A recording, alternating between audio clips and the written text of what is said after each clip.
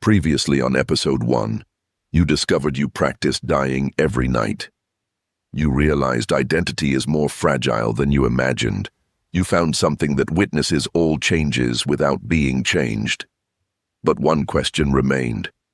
What happens when you finally stop running from that observer? Today, we go deeper into the stories of those who stopped running, into the mirror that shows everything you've been avoiding, into the ultimate paradox that might break your mind completely. Warning: this episode doesn't offer comfort, it offers truth. What you'll discover: why most people die without ever living, the brutal truth about unlived potential, how to practice conscious dying while alive, real techniques, not theory, the ultimate paradox, why you can't die because you were never born. The final question that renders all other questions meaningless. A story of conscious departure. Key point: some people discover what they are before the body dies. Let me tell you about Sarah. She was 34 when cancer spread through her body. The doctors gave her 3 months.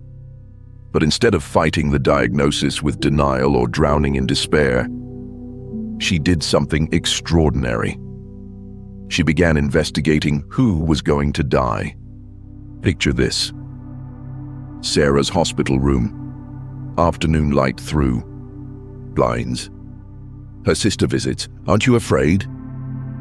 Sarah looks at her with startling clarity. Of what? Of dying. Of not existing anymore. Sarah smiles. "I've been investigating that, and I've discovered something interesting." "What?" "I don't exist now. Not in the way I thought I did." Her sister looks confused. This person named Sarah, with this history, these memories, these preferences, she's just a story, a very convincing story, but still just a story. That doesn't sound comforting. It's not comforting, it's liberating. Because if Sarah is just a story, then what I can't be harmed by the ending of the story. Every morning Sarah would sit and ask, who am I when I'm not thinking? What remains when all my stories end? What was here before Sarah was born? As her body weakened, something else grew stronger. Her presence became more intense, not less. Her eyes held a depth that seemed to see beyond the visible world. But here's what the skeptic in you wants to know. Was Sarah just in denial? Was this awareness beyond identity just elaborate self-deception? And that skeptical voice deserves an answer. Because here's the uncomfortable truth. We don't know. We don't know if consciousness continues. We don't know if there's anything beyond the personal self. We don't know if this investigation into pure awareness is profound wisdom or desperate escapism. But here's what we do know. Most people live as prisoners of the fear of death. They make decisions based on staying safe rather than being alive. They choose comfort over growth, familiarity over truth, security over authenticity. And that's not living. That's just not dying yet. The night before Sarah died, she called her sister. "I'm not going anywhere. I'm just changing form." Her last words were, "I see what I actually am. And it's so much simpler than I thought." Maybe she was right. Maybe she was deluded. But she died without the terror that haunts most people. And she lived her final months with a freedom most people never taste. Today's practice. Sarah's investigation. 3 times today when you feel stressed or afraid. Ask Sarah's questions. Who am I when I'm not thinking? What remains when this story ends? What was here before this problem existed? Don't think your way to answers.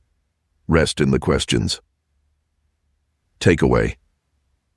The one who investigates death might not be the one who dies. You never really started living. Key point. Death terror reveals the weight of unlived life. Picture this. Hospital room, 2:47 a.m., monitors beeping.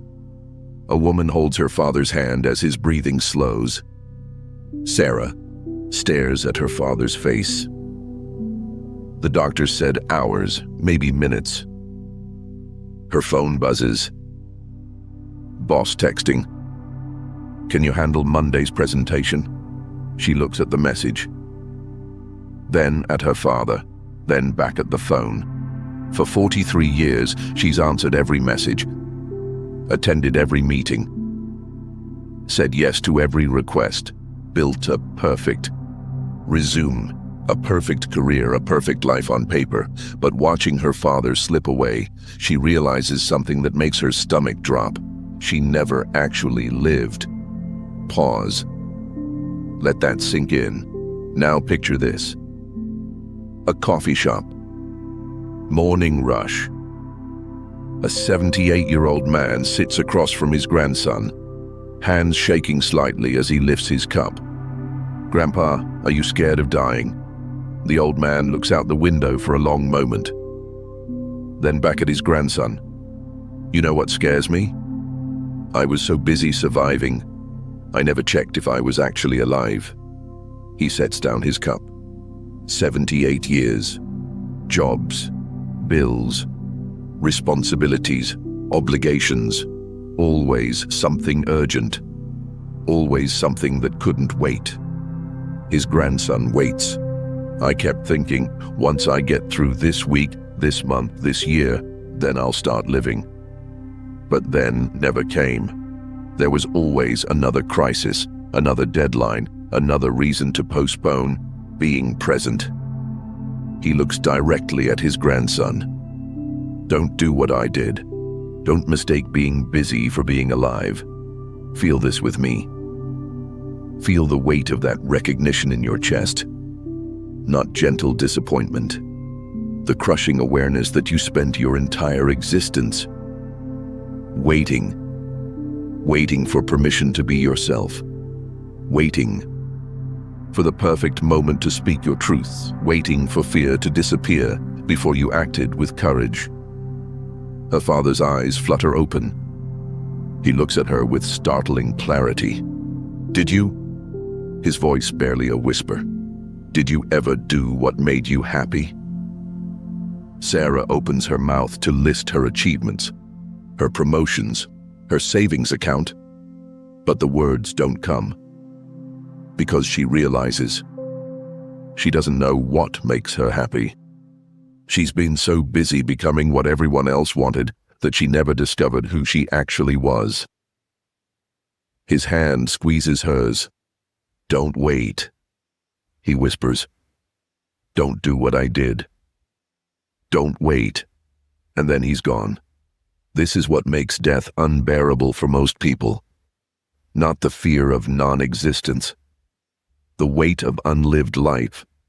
Put your hand on your chest right now. Can you feel the space behind your eyes where regrets live?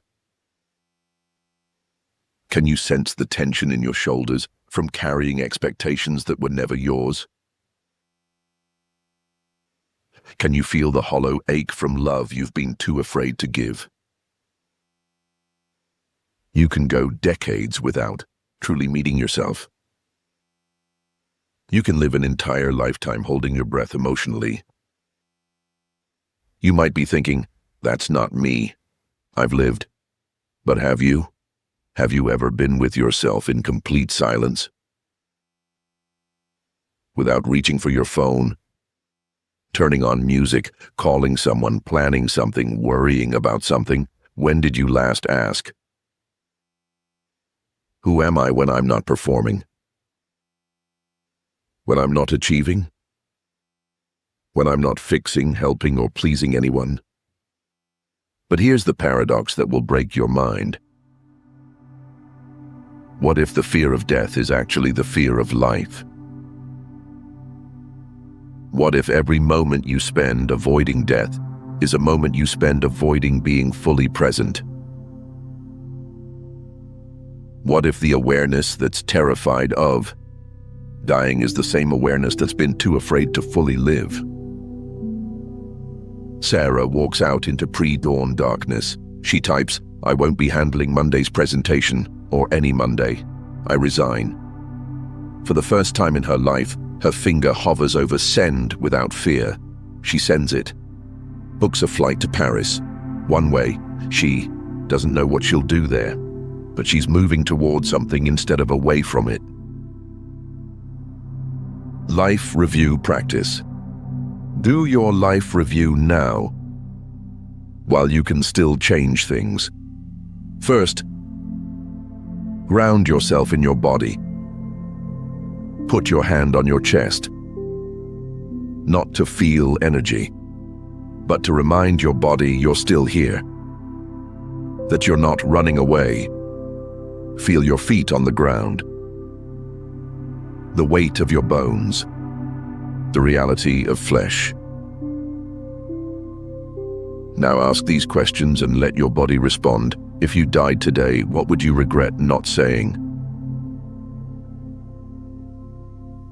Feel the specific words wanting to move through your throat. What would you regret not doing? Feel the impulse in your hands, your legs, your whole body wanting to move toward something. Who would you regret not forgiving? Feel the heaviness you're carrying that doesn't belong to you. Feel where you hold it in your body. Who would you regret not loving fully? Feel the love pooled in your chest that you've been withholding. Feel how it wants to overflow. Don't just think about these. Let your body tell you. Your body knows things your mind refuses to acknowledge. The tension in your shoulders from carrying expectations that were never yours. The tightness in your jaw from swallowing words you needed to say. The hollow ache from love you've been too afraid to give. Then do one thing about each one. Today, let your body lead. Takeaway. The question isn't whether you'll die. It's whether you'll live before you do. The mirror that shows everything. Point, what looks back isn't what you think. Do this right now. Find a mirror. Look into it for 60 seconds without looking away. Don't fix your hair. Don't check your appearance. Just look at the one looking back. Now ask, who is looking? Is it your thoughts looking? No, you can observe thoughts coming and going. Is it your emotions looking? No, you can watch emotions arise and pass. Is it your body looking? No, you can feel your body from the inside. So what is looking? This is where most people's investigation stops, because the answer is too disturbing. What's looking has no personal history. What's looking has no preferences. What's looking has no investment in your survival. It's the same impersonal awareness that watches dreams without being in the dream. The same neutral witnessing that observes thoughts without being thoughts. And this is what you actually are. Not the person with problems. Not the individual with the story. Not the someone who's afraid of dying. You are the impersonal awareness in which all persons appear. Jennifer from Canada, 28 years old, described her near-death experience. I wasn't Jennifer anymore. I was just watching. But it wasn't empty. It was more real than being Jennifer had ever been. But here's where it gets uncomfortable. This awareness doesn't care about your hopes and dreams. It doesn't care about your relationships. It doesn't care about your achievements or failures. It doesn't care whether you live or die. It simply witnesses everything with complete neutrality. Like a movie screen that doesn't have preferences about what appears on it. The screen isn't affected by whether it's showing comedy or tragedy. The screen just allows everything to appear and disappear. This is what you are, the screen of awareness on which the movie of your life is playing. But you've become so absorbed in the movie that you forgot you're the screen. The skeptic protests, but that would mean nothing matters. Love isn't real. Relationships aren't important. And awareness responds, does the movie matter to the screen? The skeptic continues, but if I'm just impersonal awareness, why do I suffer? And awareness asks, who is asking this question? This isn't nihilism. This isn't saying nothing matters. This is recognizing that you are the space in which mattering and not mattering appear. And that awareness doesn't need meaning to be complete. It doesn't need purpose to be fulfilled. It's already whole. Mirror practice, advanced version. Morning. 2 minutes looking, asking, who is looking? But don't just stare. Touch your face while you look. Feel the skin under your fingers. Feel the skull underneath. Feel the temporary nature of this form. Evening. 2 minutes looking, asking, what remains constant while everything else changes? Place both hands on your chest. Feel your heartbeat, feel your breathing.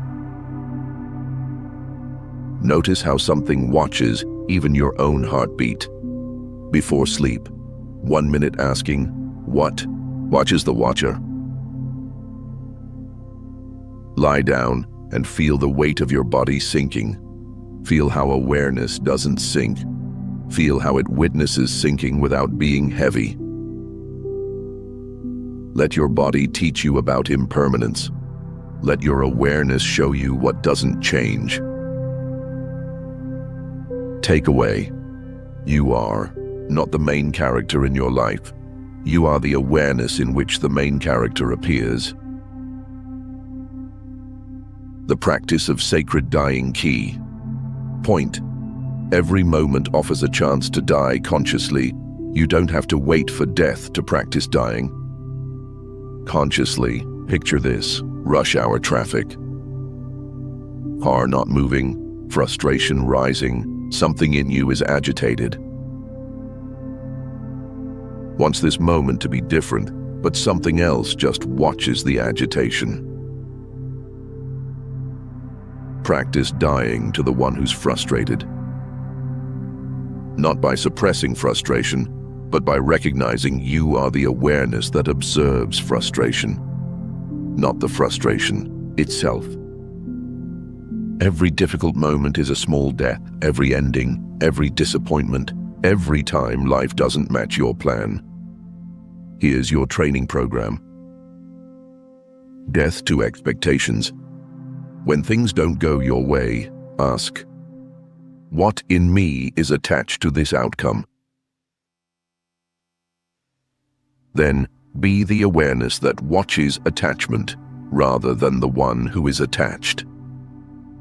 Death to control when overwhelmed by uncontrollable circumstances. Ask, what in me believes it should be in control? Then be the awareness that witnesses the need for control rather than the one who needs to control. Death to identity. When criticized or misunderstood, ask, what in me is defended by this identity? Then be the awareness that observes the defended identity rather than the one who is defensive. Death to reactivity. When strong emotions arise, ask, What in me is overwhelmed by this feeling? Then be the awareness that witnesses emotions rather than the one who is emotional. But here's the uncomfortable truth. The more you practice this, the more you realize how little of what you call you is actually necessary. Most of your personality, most of your preferences, most of your opinions, most of your reactions, all of it is just conditioning appearing in awareness. All of it is just patterns playing out automatically. When you practice dying to these patterns, something unsettling happens. You start to disappear, the person you thought. You begins to thin out. The solid sense of being someone specific starts to dissolve, and this terrifies most people because they realize they were never as real as they believed. But here's the liberation hidden in this terror. What remains when the person dissolves is not nothing. What remains is everything. What remains is the awareness that was always here, but was obscured by the drama of being someone.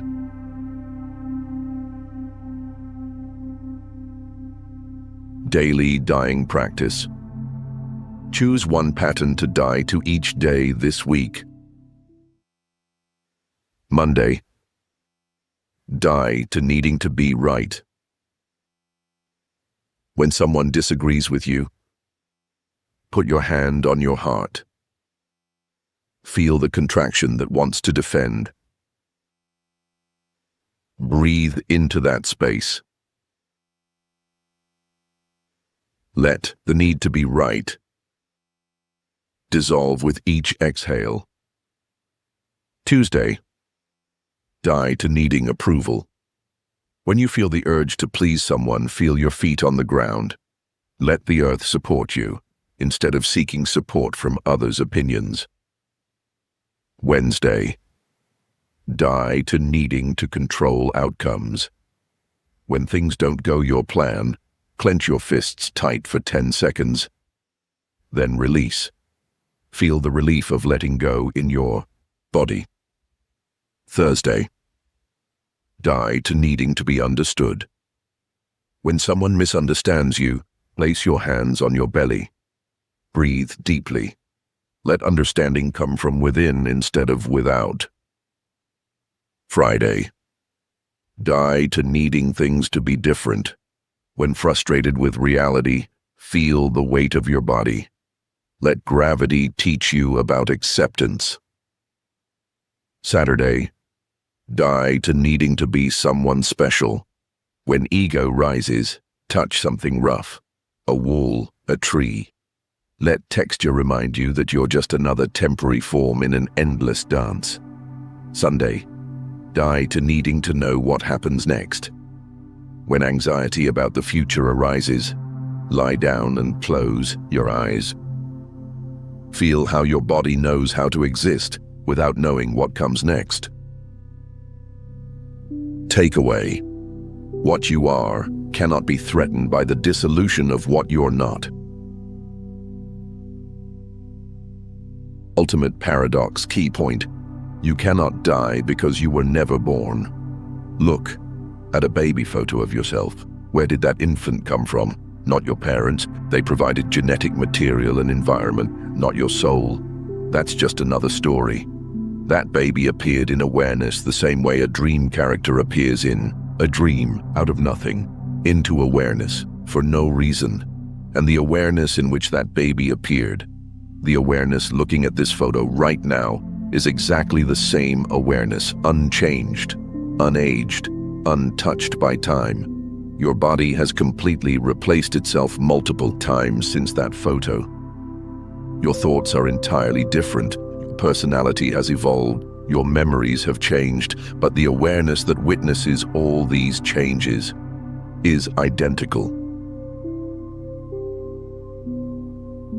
Dr. Bruce Grayson's research suggests people with near-death experiences often report, "I realized I had never been born in the first place.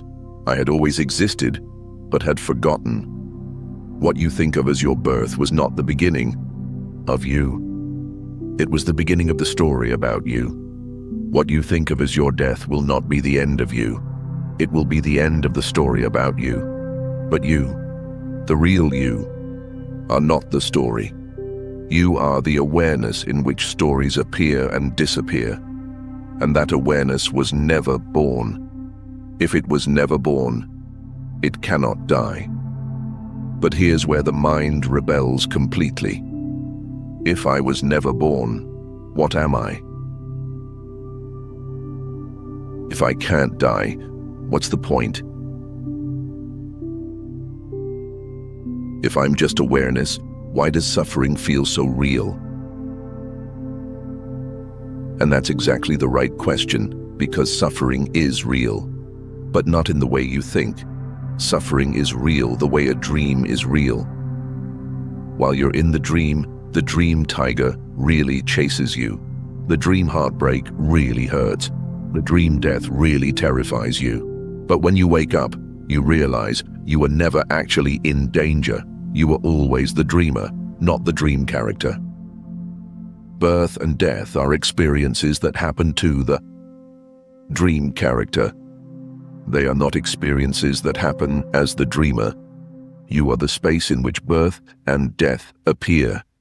You are the awareness in which life and death unfold. But here's the final twist that breaks everything. Even this recognition is just another story. Even you are awareness is just another concept appearing in awareness. Even you are the dreamer is just another dream. What you actually are is so simple, so obvious, so present that it requires no understanding, no recognition, no awakening. It's what's here right now, reading these words. It's what's been here your entire life. It's what will be here when this body is gone. Not as some grand eternal soul, but as the utterly ordinary, completely obvious awareness that is present in this moment.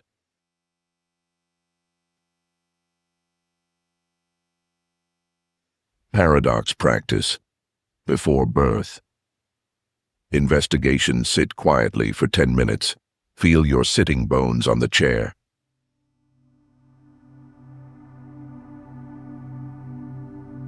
Feel the space your body occupies. Ask,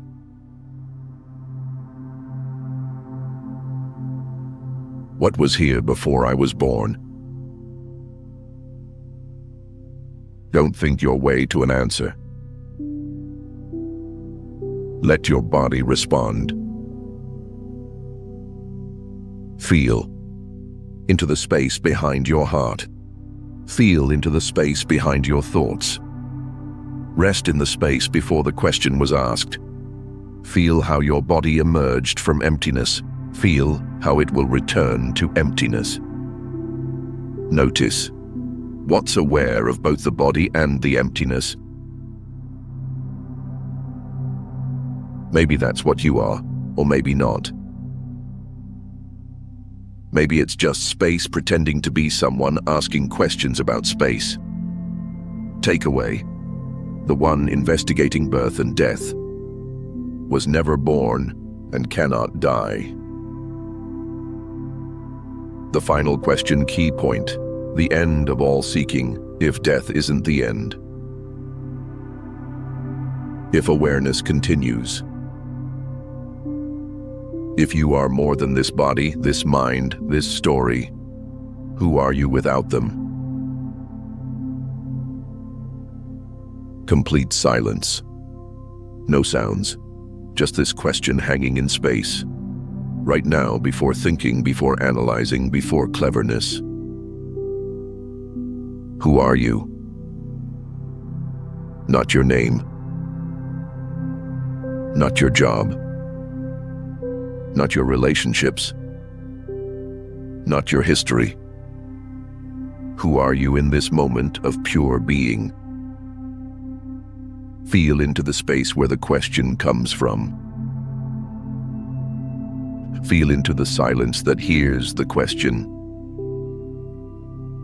Feel into the awareness that exists prior to any answer. That is who you are. That is what continues. That is what was never born and can never die. And if you don't know this directly, if it still feels like philosophy rather than living recognition,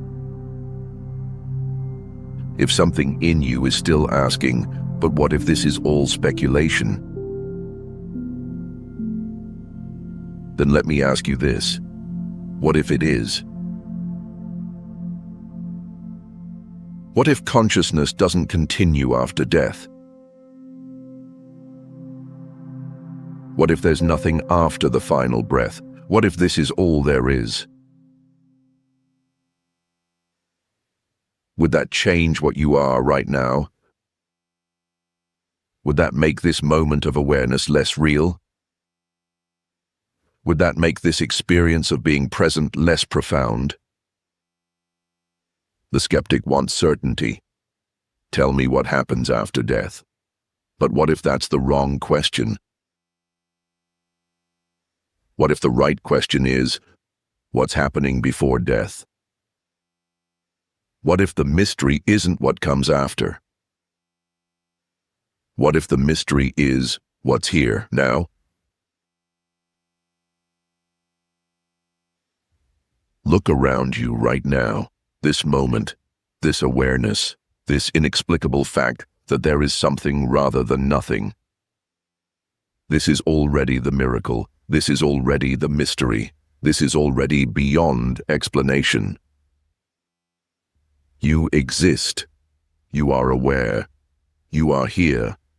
How is that possible? How does matter become conscious? How does the universe become aware of itself?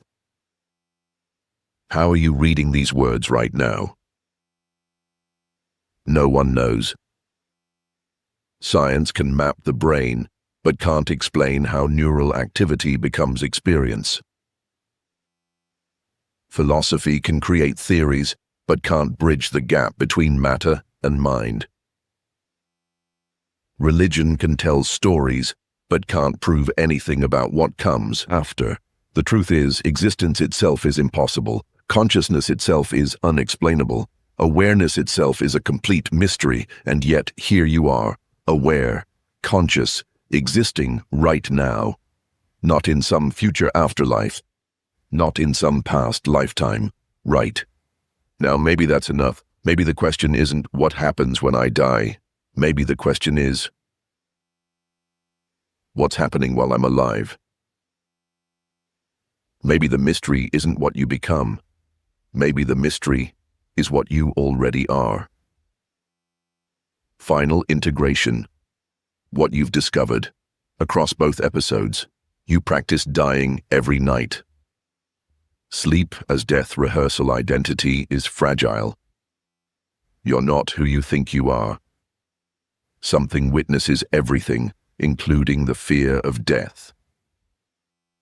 Death reveals unlived life. The weight of waiting. You are the awareness.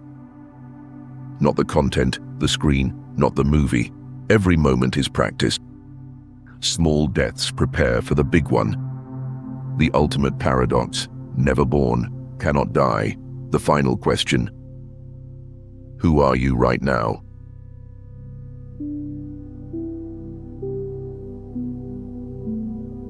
The master practice. Combine everything into one daily practice. Morning, mirror practice. Who is looking? Midday, small deaths. Who is experiencing this? Evening, life review. What did I avoid today? Night, sleep practice. Who is dissolving? The question that remains. Who are you, not who will you be after death? Who are you now? The answer is closer than your next breath, closer than your next thought, closer than the one asking the question. It's what's here right now. Looking through your eyes. Reading these words. Being aware of being aware. Maybe that's it. Maybe that's who you are. Maybe that's what doesn't die. Or maybe not. Maybe it's just awareness pretending to be someone who has answers. Maybe the question itself is the only honest response to the mystery of existing. Maybe not knowing is the most accurate knowledge, not because it's special, because it's what's always here, always now, always this inexplicable fact of being conscious, without explanation, without justification, without even needing to be understood. Final silence. Complete stillness. The space where everything ends and everything begins, and maybe neither. Welcome home, or welcome to homelessness, or welcome to the recognition that home and homelessness might be the same mystery. What now? The investigation doesn't end here. It might not even begin here. Maybe there's nothing to investigate. Maybe there's everything to investigate. Maybe the investigation is what's investigating itself. Every day, every moment, every breath might be an opportunity to remember what you discovered, or to forget it completely. You might not be the one who dies. You might not be the one who watches dying happen. You might not be anyone at all. Continue the investigation, or don't. Not in books or videos, but in the living laboratory of your own awareness, or in the recognition that there might be no one there to have awareness. Right here, right now, in this inexplicable moment of something happening. If this investigation changed something in you, if this touched something in you, if it made you stop, breathe, remember, then don't keep it to yourself. Share this with someone who's carrying what you once carried. They're closer to the edge than they let on. They're asking the same questions at 3 a.m. that you used to ask. Death is the one mystery we all face, but most people will meet it unconsciously, terrified, unprepared. This investigation could change how they approach both dying and living. This isn't a channel, it's a ritual. Each episode is a mirror. If you're ready to keep looking, subscribe. We're just getting started with investigations that most people are too afraid to undertake. The questions that matter most, the truths that hurt before they heal. Comment below, not to impress, not to debate, but to confess. What hit you hardest? Where did it hurt the most? What still echoes in your chest? Your honesty helps others recognize they're not alone in these dark territories of questioning. Next investigation. Why you can't find yourself. The illusion of the searcher. What remains when seeking stops. The pathless. Path to what you already are, for those brave enough to lose everything they think they know about themselves.